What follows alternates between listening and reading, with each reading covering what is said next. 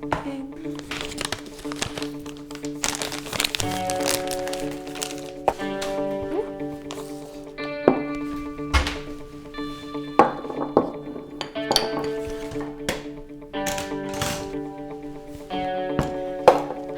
Okay.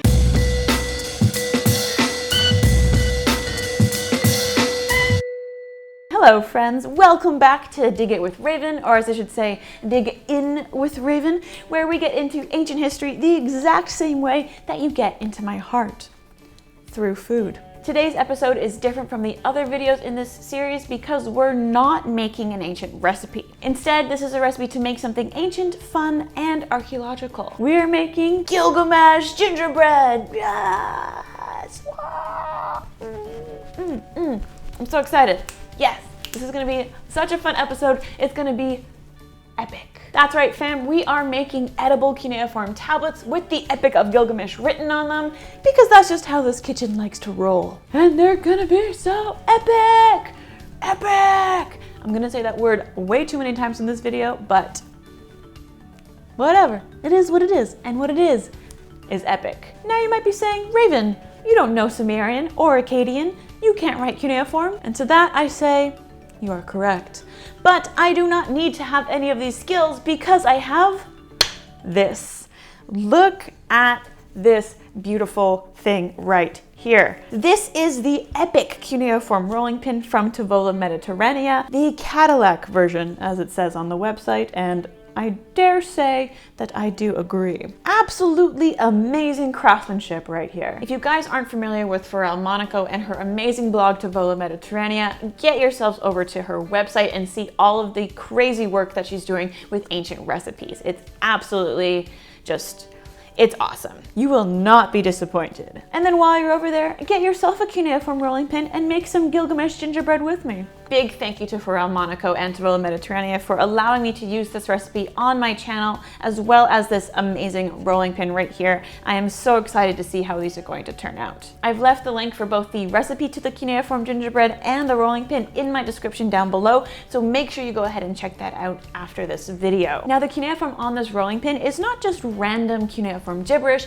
it actually comes directly from the Yale Babylonian collection on their Epic of Gilgamesh tablet, and the Epic of Gilgamesh is a story that dates to around 2100 BCE. If you don't know about the Epic of Gilgamesh, here's me explaining it to you in about 90 seconds. The Epic of Gilgamesh is an epic poem from Mesopotamia and is considered to be the oldest piece of literature to have survived through the ages. It's also the second oldest religious text, being beaten only by the pyramid texts of ancient Egypt. The story begins in the ancient city of Uruk, where our semi-divine character Gilgamesh is king. Gilgamesh is said to be stronger than any other man, but he is not a very good person, nor is he a very good king. We're also told he has a deathly fear of death. His subjects complain about his abuses of power, so the gods create a man named Enkidu out of water and clay who matches Gilgamesh's strengths.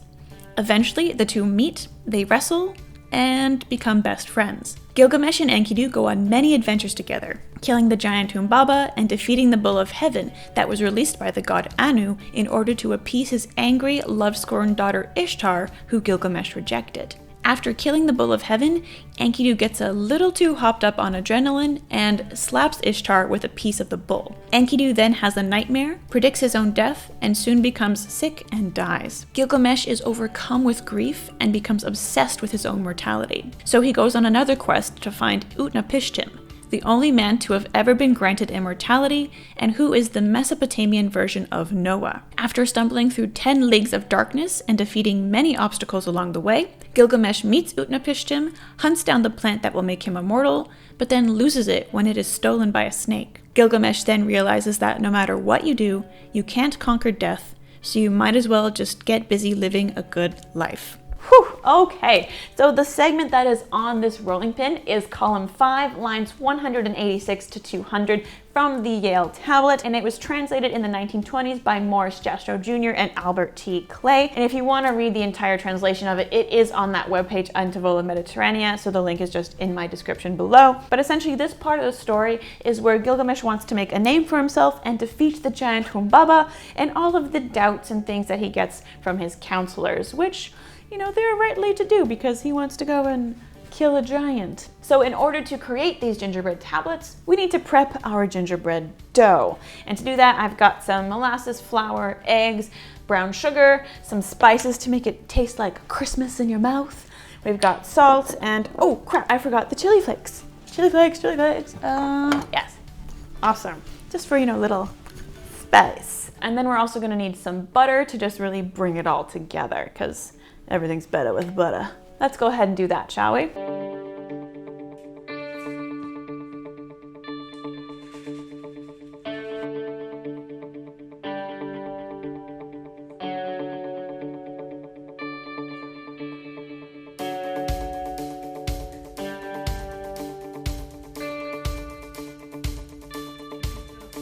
All right, so we have all of our ingredients in the bowl.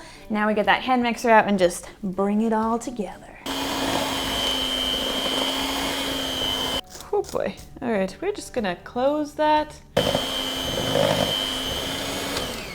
So it seems I did not let my butter warm up enough. Time to get dirty. That's a lot better. Just old-fashioned, kneading the clay like you would with a cuneiform tablet. It's a lot more authentic this way.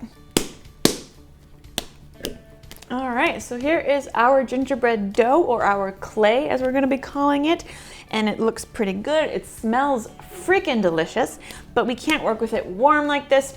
We have to put it in the fridge overnight to make it nice and cool for when we're working with it. So I'm gonna wrap this up, throw it in the fridge, and I'll see you tomorrow. Just kidding, I made a batch last night in preparation for this video, which means we don't have to wait to make some amazing cuneiform tablets. I'm super excited. This is fresh out of the fridge, it's super cold, and we're just gonna start with rolling it out. First things first, let's just, flour our working surface a little bit so it doesn't stick. I've also got the oven preheating right beside me here, so it'll all be set when we're ready to make our gingerbread. So now we have to roll out our dough, but not with the fancy one, of course, that's for later. We're gonna use a regular rolling pin to make our cuneiform tablet in the proper size.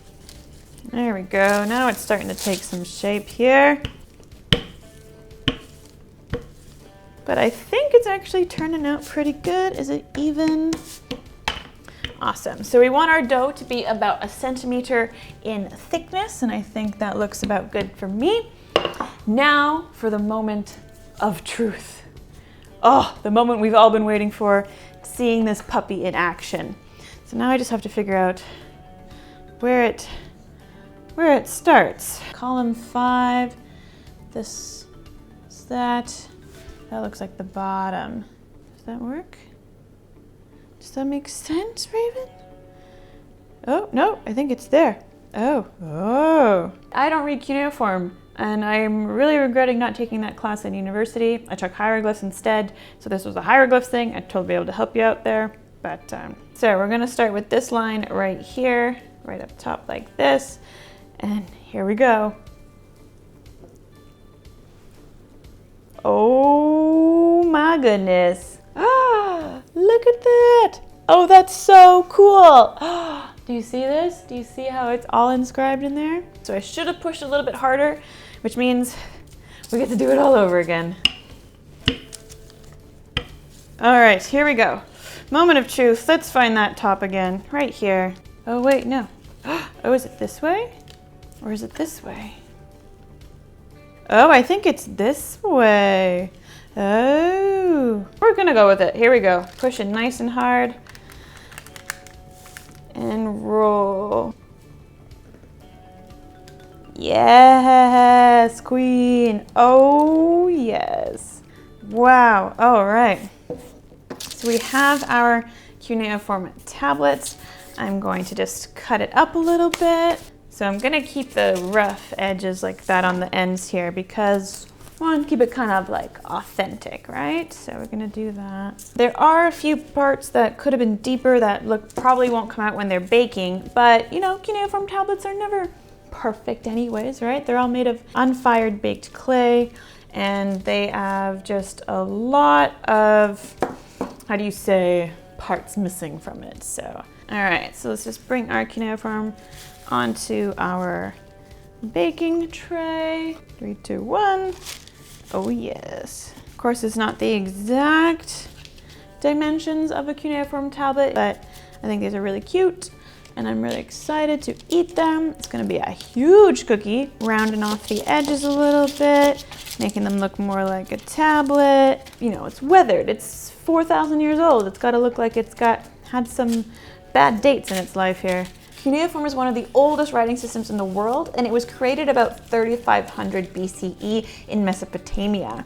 And the name from it actually comes from the Latin word cuneus, and cuneus means wedge because, as you can see, the writing system is just a bunch of wedges. So that's kind of a fun fact for you there. All right, guys, so we have our 2 tablets on our baking sheet. I'm gonna put them in the oven for about 10 to 20 minutes, just until they get really nice brown and delicious, and I will check back with you then. It's funny that we're baking these cuneiform tablets because in ancient Mesopotamia, they weren't fired at all. They were actually just kind of dried out in the sun. That way they could reuse them after, you know, their purpose was done. So after they took the note, they could just recycle it a little bit. So I kind of find that a little bit funny. That's the ancient historian kind of chuckling in me there, but I'm still excited to bake these. I'm gonna see you guys in 15 to 20 minutes. So our cuneiform tablets made with the rolling pin are in the oven, but I wanted to show you guys something really quickly, just in case you don't have the cuneiform rolling pin at home, but you still want to make amazing gingerbread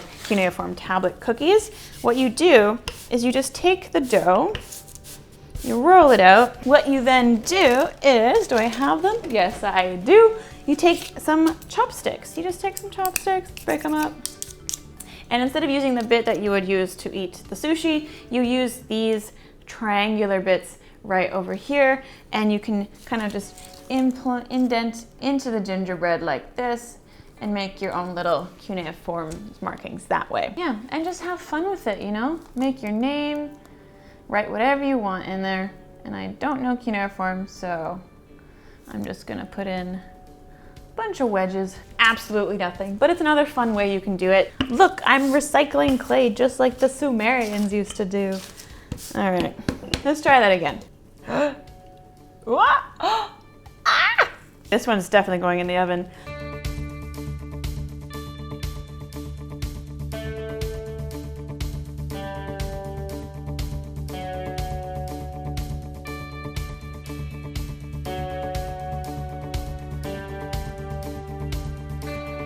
Okay, so our cuneiform tablets are hot and fresh out of the oven, and I do say that they look pretty epic. But you can see all the amazing cuneiform detail from the rolling pin, so you're literally just gonna be eating history and the epicness of Gilgamesh. Maybe you'll absorb some of that epic giant defeating power. I hope I do, let me tell you that. But I have to bring in, of course, as always, my official taste tester to really tell you if these are worth their weight in gold. So, I made you some gingerbread. Oh my gosh, it looks amazing. It's not just any gingerbread though, it is Gilgamesh Gingerbread. Nice. Do you know who Gilgamesh is? No. You're gonna find out. I do.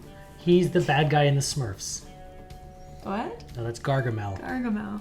It smells delicious. It smells great. Yes. The whole house smells amazing. This looks like a tablet that's just been dug out of some relevant part of the world. Right? Mesopotamia. Mesopotamia. And I'm quite impressed that you haven't made such a Mesopotamia of the kitchen. It's nice and tidy. Oh no. Which one do you want to eat? I want to eat the giant fish. Okay. Ooh, oh, inside, that's a good one. Look at that. Mmm. Not so crispy, nice and fluffy inside like gingerbread should be. So this is an ancient recipe? No. Oh, it's a regular recipe with cuneiform on it. What do you think? Very nice. Yeah. I think all food should have cuneiform on it. Well, now we have the rolling pin. Let's do it. Do whatever you want. Okay. Get some oat milk in this. Yes. Cheers. Yes. I'm gonna dip mine in. Cool mugs. The milk is good. Yeah. Yeah, milk and cookies, underrated snack for anyone over 6. Normally at breakfast you read the newspaper, but now you can read your breakfast. Oh! That Gilgamesh, what's he been up to? Trying to kill the Humbaba, man. Oh, always after them Humbaba. Those Smurfs are too smart for him. All right, before we finish this all off in one sitting, I want to say a huge thank you again to Pharrell Monaco of Tavola Mediterranea for giving us this recipe, allowing us to use it in the video, and as well as providing the amazing cuneiform rolling pin. If you want to check out either the rolling pin or the recipe to make your own cuneiform gingerbread, go ahead and click the links in my description below. It brings you right to her website. If you like that video, go ahead and smash that like button. Don't forget to subscribe to my channel so you get even more fun ancient recipes, ancient eats, super delicious. Big thanks to all of my patrons over on Patreon. They are getting exclusive access to this Ancient Eats series where they get all the recipes that I have used, advanced pictures, everything like that. If you want to become a patron, go ahead and click the link in my description down below. Here are all my socials, and as always, stay dirty, my friends.